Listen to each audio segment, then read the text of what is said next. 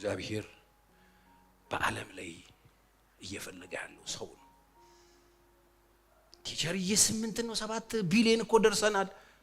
ሙት ነው እየበዛ ያለው። ሙታን ደግሞ እግዚአብሔርን ድምጽ የሚሰሙበት ጊዜ ቀርብ ነው፣ ሩቅ እንዳይመስላችሁ። ሰዎች ከሆናችሁ ግን በእውነት በክርስቶስ ኢየሱስ አዲስ ፍጥረት ከሆናችሁ ግን ሰውነትን ከተቀዳጃችሁ ግን ሰውነት ከፍርድ አይለይም። ሰውነት ከፍትህ አይለይም። ሰውነት በድሃና በምስኪኑ መካከል የሚተው አይደለም። ለድሃው የሚፈርድ ነው፣ ለተጨቆኖ የሚጮህ ነው፣ ድምጽ የሚሆን ነው። ይሄ ፖለቲካ አይደለም። ይሄ ሆነ ሪዮት ምናምን የሚያራምዱ ሰዎች ስራ አይደለም፣ የእግዚአብሔር ስራ ነው። እግዚአብሔር በባህሪው ፈራጅ አምላክ ነው። እግዚአብሔር ቅን አምላክ ነው። እግዚአብሔር አድሎ የሌለበት አምላክ ነው። ማን ነው እሱ? የኔ አባት። የኔ አባት የእናንተም አባት ነው። እስቲ የኔ አባት በሉ። አድሎ የለበትም። ይሄን ነው የሚናገረው ዘካርያስ 7:9 እና 10 የሰራዊት ጌታ እግዚአብሔር እንዲህ ብሎ ተናግሯል። ምን ብሎ ተናገረ? እውነተኛውን ፍርድ ፍረዱ።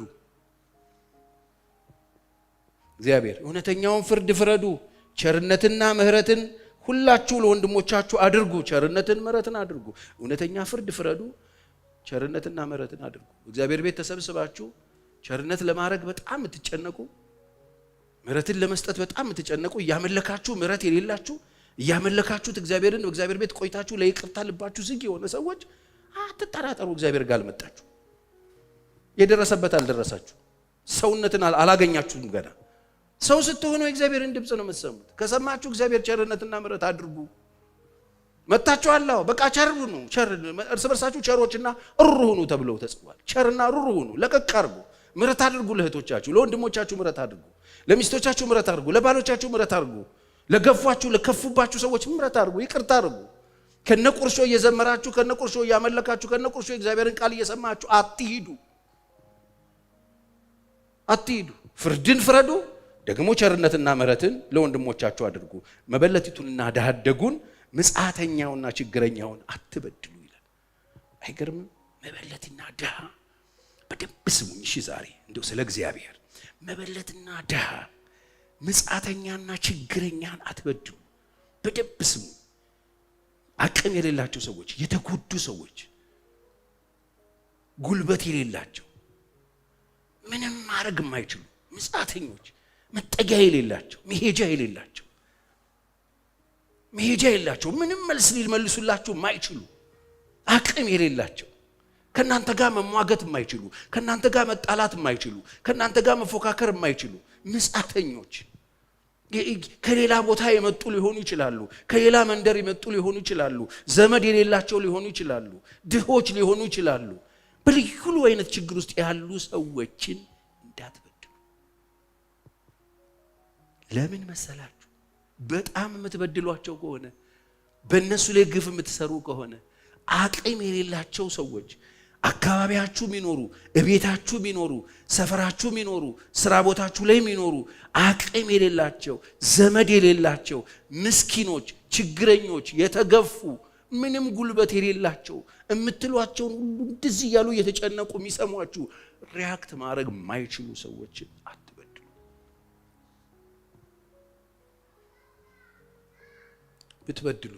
ብንበድልስ ፓስተር ቸሪ ብትበድሉ የበደላችሁ ውጤት ታገኛላችሁ። የበደላችሁ ውጤት እጅ በእጅ ለእናንተ ብቻ አይደለም፣ ያገኛችኋል። በልጆቻችሁ ያገኛችኋል፣ በቤተሰቦቻችሁ ያገኛችኋል። የኔ በምትሉት ነገር በሙሉ ትገኛላችሁ። እንዳትጠራጠሩ። እንዳትጠራጠሩ። እግዚአብሔር ሆን ብሎ ሲናገር አትበድሉ፣ ግፍ አትስሩ፣ ምጽአተኛውን፣ ድሃውን፣ አቅም የሌለውን፣ ድምፅ የሌለውን፣ ምንም ማድረግ የማይችለውን የምትከፉበት ከሆነ አትጠራጠሩ። ዘመናችሁን በሙሉ የህይወት መንገዶቻችሁ በሙሉ በወጥመድ የተሞላ ነው። አታመልጡ። ይመስላችኋል አንዳንድ ሰዎች በሰዎች ላይ ግፍ የሰሩ ሰዎች፣ በግለሰብ ላይ ግፍ የሰሩ ሰዎች፣ በማህበረሰብ ላይ ግፍ የሰሩ ሰዎች፣ በሀገር ላይ ግፍ የሰሩ አንድ ሰው አትጠሩልኝም። ዘር ማንዘራቸውን አግኝቶታል ወጥመዱ። የከፉ ሰዎች፣ ሰራተኞችን የበደሉ ሰዎች፣ ሰራተኞች ላይ የተጫወቱ ሰዎች፣ በሰራተኞች ላይ ግፍ የፈጸሙ ሰዎች፣ እቤታቸው ውስጥ መከራ ያበሉ ሰዎች በልጆቻቸው አጭደዋል። እንዳትጠራጠሩ፣ በዘራቸው አጭደውት። ግፍ እንዳትሰሩ፣ ማንም ላይ ግፍ እንዳትሰሩ። በተለይ አቅም የሌለው ሰው ላይ፣ በተለይ መጻተኛ ላይ፣ በተለይ ድሃ ላይ የምትከፉ ሰዎች እዚህም እዛም ሆናችሁ የምትሰሩ በልዩ ልዩ ቦታ ላይ ያላችሁ ሰዎች እድል ሰጥቷችሁ ድሃን ልትረዱ የምትችሉበት እድል ካገኛችሁ እናንተም ቤታችሁ ዘራችሁ በሚያመልጥበት ስራ ስሩ። እግዚአብሔር ይከፍልሃል። ለዚህ ነው መጽሐፍ እኮ ሲናገር ለድሃ የሚሰጥ ለእግዚአብሔር ያበድራል ይላል። ቀጥታ ከእግዚአብሔር ጋር ነው የድሃን ነገር የሚያገናኘው። አይገርማችሁ? ለድሃ የሚጮው ተቋም የለም። የድሆች ሚኒስቴር ራሱ እግዚአብሔር። ስትከፉበት፣ ስትገፉት፣ ስትጎዱት ድሃ ወደ እግዚአብሔር ያለቅሳል። እግዚአብሔር የሚባው ይሰራ እንዳይመስላችሁ። ባለፈው ነግሬያቸዋለሁ። ናቡቴ ምስኪን ሰው በነገስታት ደረጃ የንጉስ ሚስት ተነስታበት ግፍና ወጥመድን በፊቱ ዘርግታ አጥምዳው የናቡቴን ደም ስታፈስ እግዚአብሔር የናቡቴን ደም ተቀበለና የናቡቴን እንባ ተቀበለና ከፈላቸው። በራሳቸው ከፈለ፣ በልጆቻቸው ከፈለ፣ በዘር ማንዘራቸው ከፈለ፣ በዙፋናቸው ከፈላቸው። እግዚአብሔር ይከፍላል። ድምጽ የሌላቸውን ሰዎች አትከፉባቸው። እቤታችሁ ያሉትን፣ አጠገባችሁ ያሉትን፣ የምታሰሯቸውን፣ አቅም የሌላቸው፣ ዘመድ የሌላቸው፣ ወገን የሌላቸው፣ ትምህርት የሌላቸው፣ ዕውቀት የሌላቸው፣ ምንም ጉልበት የሌላቸው ሰዎች ላይ እንዳትከፉ። የነሱ አምላክ እግዚአብሔር። አሜን። እግዚአብሔር ማስተዋል ይስጠን። ይሄ ከሰውነት ውስጥ የሚወጣ ሰው ስትሆኑ አቅም የለውምና ልበድል አትሉም። ሰው ስትሆኑ እንደውም ድሃ ስታገኙ የእናንተ ኢንቨስትመንት ነው እሱ። ለምን ድሃ በድሃ በኩል እግዚአብሔር ይመጣላችሁ፣ አትጠራጠሩ። ድሃ የለውማ። ለዚህ ነው እኮ ሰርግ እንኳን ስትጠራ ቢጤዎችን አይደለም ያለው የማይከፍሉን። በቃ እንዲህ ነው ተገልብጧል። እግዚአብሔር የሚያገናኘው እንደዛ ስለሆነ ተጠንቅቃችሁ ሰው ሁኑ። ሰው መሆን ጥንቃቄ የሚፈልግ ነገር። ምን ሆኜ ነው የምኖረው በሉና ጠይቁ። ሮብለት አስተምሬያለሁ። ለመጥቀም ነው የምንኖረው። ጳውሎስ እንዳለ ለመጥቀም፣ አይሁድን ለመጥቀም፣ ሕግ ያላቸውን ለመጥቀም፣ ሕግ የሌላቸውን ለመጥቀም፣ ባሪያዎችን ለመጥቀም፣ በቃ ለመጥቀም ማላረገው ነገር የለም ማለት። ሰው ስትሆኑ ነው እንደሱ የምትሆኑት። ሰው ስትሆኑ መስመር የለውም ህይወታችሁ። ሰው ስትሆኑ የእግዚአብሔር ስራ ገብቷችኋል። የእግዚአብሔር አይን ይገጠምላችኋል። ለዚህ ነው እኮ ዳዊትን እኮ እንደ ልቤ የሚሆንልኝ ልጅ የእሴይ ልጅ ዳዊትን አገኘሁት ተባለ። እንደ ልቤ ነው አለ። በቃ ዳዊት ሩሩህ ነው፣ ለይቅርታ አለ። የሚገርም እኮ ሰው ነው ዳዊት። እኔ ዳዊት ያደረገው ነገርና እግዚአብሔር ለዳዊት የሚለው ነገር ምንም ነው እኮ የማይገናኝልኝ። ሳኦልን ካንተ ለተሻለው ለጎረቤት ሰጠሁት አለ ዙፋኑ። እሺ ከሳኦል በምንድን ነው የሚሻለው ብላችሁ ዳዊትን ስታዩት ዳዊት በጣም ዊርድ ነው። ሳኦልን አንድ ነገር አፌር የለውም ትዳሩ ላይ። ሌላ ሴት ጋር ሳኦልን አታገኙት። ሳኦል የሰው ሚስት አይወስድ፣ ይሄ ግን ይወስዳል። ሳኦል የሰው ባል ሄዶ አይገልም፣ ይሄ ግን ያስገድላል። በምን ሂሳብ ነው ሳኦል ዳዊት ከሳኦል የሚሻል? አይገርማችሁ? ሰው ፊት ላይ ያለ እግዚአብሔር ግን ዳዊት ልቡ በጣም ልስ። ዳዊት ኦነስት ሲያዝ ርክፍ ብሎ ይወድቅና እኔ ኃጢአተኛ በኃጢአት ተጸንሼ በኃጢአት የተወለድኩ እንደገና እኔን ማረባ ጌታው ያንተን ብቻ በደልኩ እኮ ደግሞ አድሚት ያደርጋል ኃጢአት። ይቅርታ አድርግልኝ፣ የቀናውን መንፈስ አድስልኝ፣ በሽታ መንፈስ ደግፈኝ። አንተ የተዋረደ ልባት ንቅም፣ የተሰበረ ልባት ንቅም የኔ ጌታ ሲለው እግዚአብሔር ብድግ ያደርገውና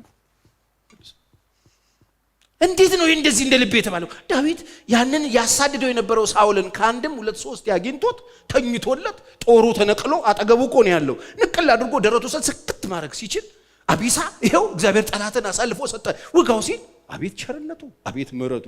አምጥቶ ውግት አድርጎ ጠላቱን ግድል አድርጎ ወደ ቤተ መንግስት መሄድ ይችላል። አላረገው። ለምን? እሱ እኮ ነው የቀባው። እሱ በቀኑ ይሞታል ወይ ጦሩ ሜዳ ሄዶ ይሞታል። እኔ ራሱ በጊዜው የሚጨርሰው እኔ ምን በወጣ ይላል ዳዊት ልቡ። ዳዊት ልቡ ድቅ የሚል፣ ዳዊት ልቡ ምልስ የሚል፣ ዳዊት ልቡ ትህትና የተሞላ ሰው ሆይ እግዚአብሔር ካንተ ዘንድ የሚሻው ምንድነው? ፍርድን ታደርግ ዘንድ፣ ምህረትን ትወድ ዘንድ፣ ከአምላክ ጋር በትህትና ትሄድ ዘንድ አይደለም ወይ? ዳዊት ትሁት ነው። ምንም አይነት ጦርነት ሲሄድ ሳንጃ ይዞ የሚሮጥ ሰው አይደለም። አባቱ ይሉጣው ይላል። አዎ ሲለው አንተ አለ ሆይ አብረኸኝ ትወጣለህ ሆይ የሚል ነው ዳዊት። የእግዚአብሔርን ቅድሚያ በመንገዱ ላይ የሚያስገባ ነው። መንገድን ለእግዚአብሔር አደራ ሰጥ እኮ ያለን እሱ ነው። መንገዱን ለእግዚአብሔር የሚሰጥ ነው ዳዊት። ሰው ስትሆኑ ፍርድን የምታደርጉ፣ ትህትና የምትሞሉ፣ እግዚአብሔርን ሁሉ ጊዜ በመንገዳችሁ ቅድሚያ የምታደርጉ ናቸው። ስለዚህ ብይን ላይ ያላችሁ፣ ፍትህ ላይ ፍትህን የምትሰጡ ሰዎች፣ ቢሮ የምትቀመጡ ሰዎች፣ አሁን ተበትናችሁ የተለያየ ተቋም ውስጥ ሄዳችሁ የምትገቡ፣ ነገ የተለያየ ዙፋን ላይ የምትቀመጡ፣ ነገ ሀገር ላይ የምትገዙ፣ እኔ በጣም ነው የሚገርመኝ። ምክንያቱም ሁል ጊዜ ይሄንን ማሰብ አለብን። የምናገለግል ሰዎች እነማን ቁጭ እንዳሉ እዚህ ውስጥ አናቅም። ትናንትና ብናቅ ኖሮ ጉባኤያችን ውስጥ የነበሩትን ሚኒስትሮች፣ ጉባኤያችን ውስጥ የነበሩትን ትልልቅ ሰዎች ብናቅ ኖሮ ቁጭ አርገን እንመክር ነበረ። እንደ እግዚአብሔር ቃል ፍትህን እንዲያሰፍኑ። የዛኔ አሜን ትባረካለህ ምናምን ብለናቸው ጮሆ አሜን ብለው ሄዱ፣ ተባረኩ። የእግዚአብሔር እጅ ከነሱ ጋር እንድትሆን አልተመከሩም። ብለሲንግ ምናምን ተባለ። እንደ አቤት መባረክም ባርከኝ አለ። ግን እንዳላሳዝን ደግሞ እጁን ሳይዙ ብዙዎች ወጡ። ተባርከዋል። ያለ እጁ ገንዘብ አገኙ፣ ጠፉ። ያለ እጁ ዙፋን አገኙ፣ ጠፉ። ሰው ስትሆኑ ለጉልበተኛ ሳይሆን አቅም ለሌለው ትፈርዳላችሁ። መንገዳችሁ በወጥመድ እንዳይሞላ አቅም የሌለው ላይ ግፍ እንዳትሰሩ፣ እንዳትበድሉ፣ በጣም የሚቀርቧችሁን በጣም የሚወዷችሁን ሰዎች እንዳትበድሉ፣ አቅም የሌላቸው የእናንተን እርዳታና ረድኤት የሚፈልጉ ሰዎች ላይ ግፍ እንዳትሰሩ። ዘራችሁን እርግማን ውስጥ ጥላላችሁ፣ ትጎዱበታላችሁ።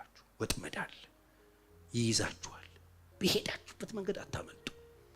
ንጹህ ደም እንዳታፈሱ፣ ንጹህ ሰው እንዳትበድሉ። አቤልን ወስዱት፣ ምንም ያላደረገውን ንጹህን ደም አደባባይ ላይ አፍሶ ደሙን አትክልት ውስጥ ጥሎት ሲመጣ ያገኘኝ ሁሉ ይገለኛል ማለት ጀመረ። ይኸውላችሁ ያገኛችሁ ሁሉ ይገላችሁ ነው የሚሆነው። ያገኛችሁ ሁሉ ወጥመድ ሆኖ ይዛችኋል። ማምለጥ አትችሉም። ንጹህ ነገር ላይ ግፍ እንዳትሰሩ። ይሄንን የትም ልትሰሙ አትችሉ። ስለዚህ ለድሆችና ለዳደጎች ፍረዱ፣ ለችግረኛና ለምስኪኑ ጽድቅን አድርጉ፣ ብቸኛውና ችግረኛውን አድኑ፣ ከኃጢአተኛው እጅ አስጥሏቸው። ድምፁ ሰው ሲከፋ፣ ሰው ሲገፋ፣ ሰው ሲበደል ዝም አትበሉ። አንዱ የክርስትና መልኩና ውበቱ ይሄ እንጂ ተሰብስቦ በአማረ ቅኔ ብሎ ዘምሮ አምሮብናል በቤቱ ብሎ ዘምሮ ግፍ ሲፈጸም ምንም የማይመስለው ሰው መሆን አይደለም። እሱ ሰውነት አይደለም። አንዴ ነው ምን ኖረው አይደል? ብትሞቱ የት እንደምትሄዱ አታውቁም እንዴ? እስቲ ቢሞቱ የት እንደሚሄድ የሚያቅስ ማያካለ ዛሬ ነው ያጠምቀዋል አላችሁ። ታውቁታላችሁ። ብትሞቱ የት ነው የምትሄዱት? ጌታ ጋር ነው የምንሄደው አይደል? አልናፈቃችሁ? እኔ በጣም ናፍቆኛል። አንዳንድ ጊዜ እንደዚህ ስል በእናትህ አንተ ደግሞ እኛስ ምናምን ትለኛለች ሚስቴ። እናንተ ሳትሄዱም እንደምንደው እዚህ የምትሰሩት ምናምን። ወገኖቼ ብትሞቱ የት እንደምትሄዱ ታውቃላችሁ? በቃ እውነትን ያዙና ቆሙ። እውነትን ይዛችሁ ስትቆሙ፣ ግፍን ስትቃወሙ፣ በደልን ስትቃወሙ፣ ለድሃ ስትቆሙ፣ ኖ ስትሉ፣ እንዲህ አይደረግም ስትሉ የሚበሳጩ አካላት ሊገሏችሁ ይችላሉ። መገደል ለእናንተ ክብር ነው። ወደ ቤት መሄጃ ነው። መንገዳችሁ ነው። ቦይንጋችሁ ነው። አትፍሩ። የምትኖሩት ለዚህ ነው። እየዘመራችሁ ድሃ ሲበደል ዝም አትበሉ። እጃችሁን ታጠቡ። እጃችሁ ላይ ደም ያለ ሰዎች አንጹ። በደልን አስወግዱ። ፍትህ እንዲሰፍን ጩ። በደልን ዝም አትበሉ። ዝም ጣጥ ስንል በቃ ምንም የሌለ እግዚአብሔር ወደ ምድር ተመለከተ ይላል። ፍርድ እንደሌለ ባየ ጊዜ ተከፋ ይላል እግዚአብሔር። እውነት አደባባይ ወድቃ ለእውነት የሚቆም ሰው ባየ ጊዜ ገረመው እግዚአብሔር፣ ተደነቀ ይላል መጽሐፍ ቅዱስ። የሚጸልይ የሚማልድ እንኳን ሲፈልግ ጠፋ፣ በጣም ገረመው ይላል። ከዛ የገዛ ክንዱ መድኃኒትን አመጣለት ይላል። ወገኖች እግዚአብሔር ይነሳል። አሜን ነው። እግዚአብሔር ይነሳል። ስለዚህ ግፍ ተፈጽሞ ስታዩ ዝም አትበሉ።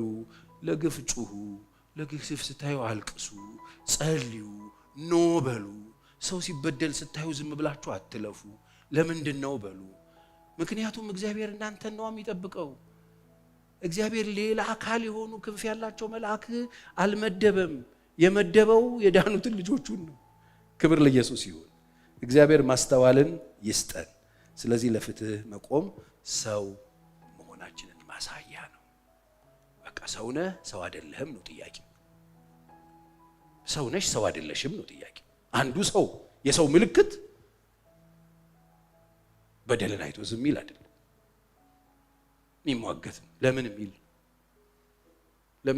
እግዚአብሔር እንደሆነ በደልን ግፍን አይቶ ዝም የሚል አምላክ ነው እንዴ? አይደለም። ሂዱና መጽሐፍ ቅዱስ ዘጸአት ምዕራፍ 2 ላይ ሄዳችሁ ተመለከቱ እኮ የእስራኤል ሰዎች እኮ የሄዱት በክብር ነው። በእርግጥ ወንድማቸውን ሽጠውትም ቢሆን የሄደው ከዛ በኋላ በክብር አቀባበል ተደርጎላቸው በፈርዖን ቦታ ተሰጥቷቸው ነው የገቡት አይደለም? በደንብ ተወደው ነው የገቡት። የዮሴፍ ቤተሰቦች መጡ ተብሎ አቀባበል ነው የተደረገላቸው። ከሆነ ጊዜ በኋላ ዮሴፍን ማያቅ ንጉስ ተነሳ። ከዛ በደል ምናምን ግፍ ሲፈጸምባቸው እነሱን በባርነት ምናምን ሲያሰቃዩቸው እየጨከኑባቸው ሲመጡ የእስራኤል ሰዎች ላይ መከራ ሲያደርሱባቸው በጣም ሲከፉባቸው እነሱ ጮሁ ይላል። እግዚአብሔር ሰማ ይላል።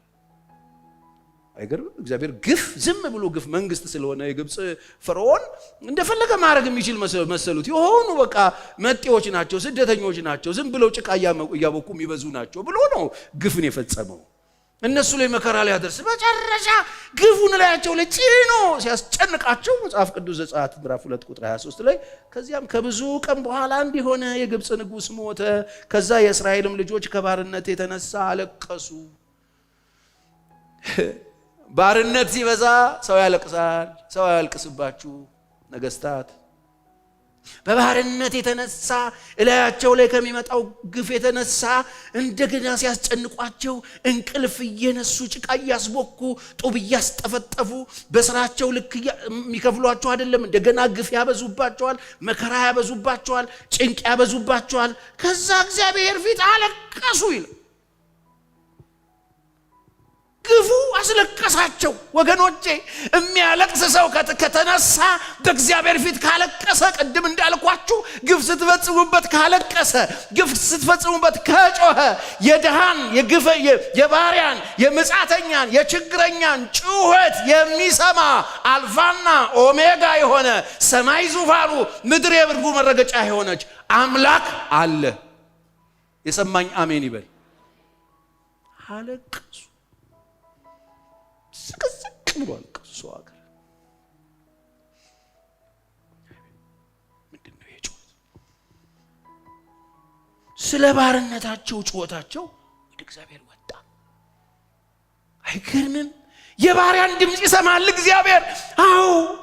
አዎ በግፍ ውስጥ ያሉ ሰዎችን ድምፅ ይሰማል እግዚአብሔር። አዎ ሰማ። እግዚአብሔር ጋር ደረሰ። ለቅሷቸው ደረሰ፣ እንባቸው ደረሰ፣ ጩኸታቸው ደረሰ። ፈርዖን ላያቸው ለሚያመጣባቸው ግፍ ከነሱ ጭንቅ የተነሳ የመደረሰባቸው መከራ የተነሳ ጮሁ። ወገኖቼ የሚጮህ ሕዝብ ከተነሳ እግዚአብሔር ይመጣል። ማን ነው የሚያድናቸው ከፈርዖን? ማን ነው ከኔ እጅ የሚያድናችሁ እኮ ነው የሚለው። ለዚህ ነው ከሙሴ ጋር በጣም ይሳፈጡ ይመስል ነበር።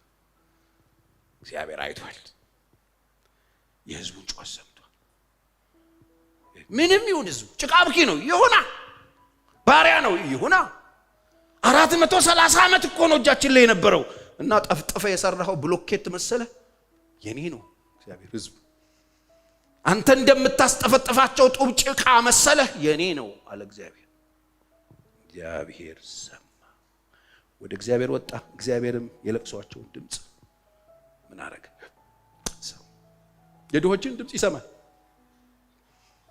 ይሄ እግዚአብሔር የኔ አምላክ ነው የሚል ሰው በደንብ አሜን ይበለኝ እስቲ። ይሄ እግዚአብሔር በሉ የኔ አምላክ ነው። አለቀ። እግዚአብሔር አለ። ድምፅ ሰማ። እግዚአብሔርም ከአብርሃምና ከይስሐቅ ከያዕቆብ ጋር ያደረገውን ቃል ኪዳን አሰበ። እነዚህ ሰዎች ይሄ ዘር ኪዳን ያለው ዘር ነው። ዛሬ ወድቋል። ግፍ እየተፈጸመበት ነው። ኪዳን አለ። አልጥልህም ብየዋለሁ፣ ሕዝቤ ያደርግሃለሁ ብየዋለሁ፣ የኔ ነው ብያለሁ ብሎ እግዚአብሔር አሰበ። እግዚአብሔርም የእስራኤል ልጆችን አየ። እግዚአብሔርም በእነርሱ ላይ ያለውን ነገር አወቀ። ትርትር ወረደ፣ አየ፣ ገባው። ይሄ ጭንቅ ነው። አዎ በጣም ጥሩ ወገኖቼ። ይሄንን ግፍ የፈጸመ ንጉስ ተለምኖ እምቢ ሲል የከፈለው ዋጋ ቅድም እንዳልኳችሁ በልጆቹ ከፈለ፣ በሀገሩ ህዝብ ላይ ከፈለ። በእያንዳንዱ ሰው ቤትን በቤት ቁጥሩ ልክ ሬሳ ታደለ። ሬሳ ኖራቸው ሁሉ ማንም የማንንም ለቅሶ እንዳይደርስ አድርጎ እግዚአብሔር ከፈለ። በመጨረሻ ሶስተኛው አለኝ የሚለው ሰራዊቱ በባህር ሰጠ። ያስከፍላል እግዚአብሔር። ግፈኞች ይከፍላሉ፣ ክፉዎች ይከፍላሉ። የጊዜ ጉዳይ። እኔ በዘመኔ አይቻለሁ ሲከፍሉ። ማን አለብኝ ያሉ ትልልቅ ሰዎች ነገስታት ሲከፍሉ አይቻል። ህዝብ ላይ ግፍን የፈጸሙ ድሃን የበደሉ ድሃን ያስለቀሱ ትውልድ ላይ ተጽዕኖ ጫና ያደረጉ ምንም አይነት ታጣቂ ቢሆኑ እግዚአብሔር ይከፍላል። አይገርም? ከፈለ እግዚአብሔር። ሁሉንም ከፍሏቸዋል። ከፋይ ነው እግዚአብሔር። አስተውሉና ነው። ከዳናችሁ በኋላ እግዚአብሔር ሰው እንድትሆኑ ይፈልጋል። ሰው የመሆናችሁ ማረጋገጫ ፍትሃዊ መሆን ነው። ለድሃ መራራት ነው። ፍትህ እንዳይዛባ ቸርና ሩሩ መሆን ነው። ሰውን እኩል ማየት ነው። በዘር አለማሰብ ነው። በቀለም አለማሰብ ነው። በብሔር አለማሰብ ነው። ሰው ስትሆኑ ለተበደለ ትቆማላችሁ። እግዚአብሔር ማስተዋል ይስጠን። የእስራኤል ሰዎች እግዚአብሔር ሰማ፣ አየ፣ አዳመጠ፣ ወረደ ይረዳቸው። ስለዚህ እግዚአብሔር ነገሮችን ባገኛችሁ ጊዜ እንዳትረሱት። የቱን እግዚአብሔር? የረዳችሁን እግዚአብሔር፣ ያገዛችሁን እግዚአብሔር፣ በክፉ ቀን ስትጮህ የሰማችሁ እግዚአብሔር አላችሁ። እግዚአብሔር እኔ ያለኝ እግዚአብሔር። እስቲ የራሳችሁ እግዚአብሔር ያላችሁ ስንቶች ናቸው? አዎ እኛ የሌላ ሀገር እግዚአብሔር አለ፣ የራሴ እግዚአብሔር አለ። በክፉ ቀን የሰማኝ፣ በጨለማዬ ላይ ብርሃን ያበራልኝ፣ ሳለቅስ እንባዬን ያበሰ፣ በተገፋው ጊዜ ያስጠጋኝ፣ በታረዝኩ ጊዜ ያለበሰኝ፣ በተራብኩ ጊዜ ያበላኝ፣ በታመምኩ ጊዜ የፈወሰኝ፣ በብቸኝነቴ ጊዜ ያስጠጋኝ አምላክ አለኝ። አላችሁ እናንተ? እንዳትረሱት እሱ